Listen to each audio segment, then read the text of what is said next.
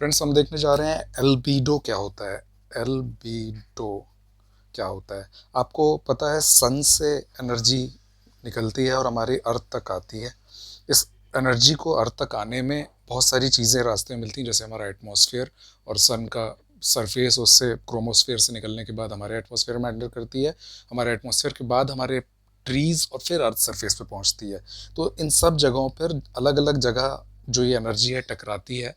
जिन चीज़ों से ही टकराती है उस चीज़ के प्रॉपर्टीज़ पर डिपेंड करता है कि ये एनर्जी के पैकेट्स जो हैं वो कैसे बिहेव करेंगे। मोटे तौर पे अगर हम बोलते हैं इसको, लाइट कैसे बिहेव करेगी, क्योंकि हम लाइट के फॉर्म में देखते हैं, हालांकि लाइट बोलना गलत है। तो मान लीजिए अर्थ सरफेस पे सनलाइट आई और वो किसी आइस बॉडी पे, किसी हिल के ऊपर आइसी बॉडी है, मतलब बर्फ जमी हुई है, उसके ऊपर गिरी, तो इसका 80% पार्ट जो है वो वैसी की वैसी रिफ्लेक्ट हो जाता है।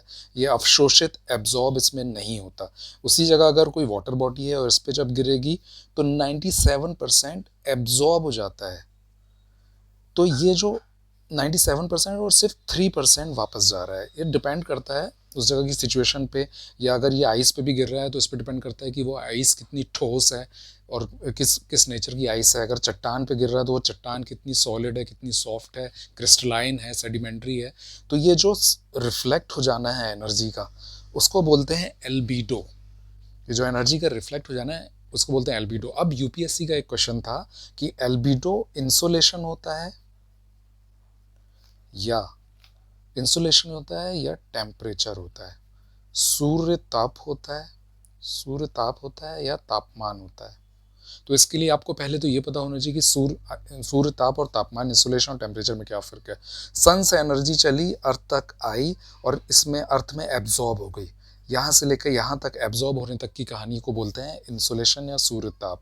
पर जब दिन बीत गया और रात हुई और अब, या फिर किसी चट्टान या जिस भी चीज़ में एनर्जी एब्जॉर्ब हुई है उसमें इतनी एनर्जी एब्जॉर्ब हो गई कि अब उससे वापस निकलने लगी, तो ये होती है शॉर्ट वेव, ये होती है लॉन्ग वेव, ये होती है लघु तरंग, ये होती है दीर्घ तरंग। इस निकलने वाली प्रोसेस में जो गर्मी निकलती है उसको बोलते हैं टेम्परेचर, तापमान। और इसमें सबसे अच्छा कंसेप्ट ये है कि इंसोलेशन से हमारा एटमॉस्फेयर बिल्कुल गर्म नहीं होता, सिर्फ 2% गर्म होता है। जो गर्मी आप महसूस करते हैं हमारे एटमॉस्फेयर में वो होती है टेम्परेचर की वजह से।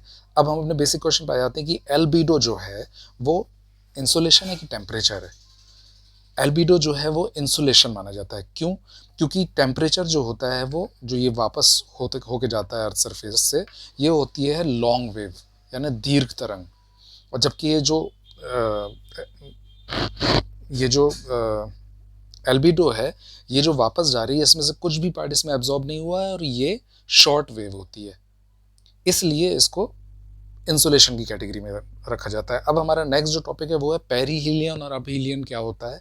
तो हमारा जो सन होता है, अर्थ उसके चारों तरफ इलिप्टिकल पाथ में घूमती है, वो सर्कुलर पाथ नहीं होता। तो एक जगह इसकी जो रेडियस है सबसे बड़ी होती है, एक जगह सबसे छोटी। तो उस जगह वो कंडीशन जब सन के सबसे दूर होता है, दूर होती है अर्थ, उसको बोलते हैं एपहीलियन यानी अपसौर।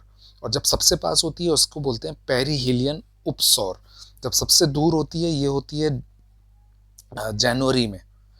कई लोग इसकी डेट बोल देते हैं, 3 या 4 जनवरी बोल देते हैं, पर अब इसको बोलना है, ये कोई भी डेट देना इन दोनों इंसिडेंसेस की सही नहीं है, क्योंकि आज प्रेजेंट के टाइम में ये 1 2 3 4 दिन तक भी वेरी कर रही है ये डेट्स। तो ये होती है जनवरी में, ये होती है जुलाई में। अगर कोई ऐसे पूछे तो 3 जनवरी 4 जुलाई ऐसी कुछ डेट आती है। तो ये दोनों हमारे कंसेप्ट हो गए albedo, perihelion, aphelion. Thank you so much.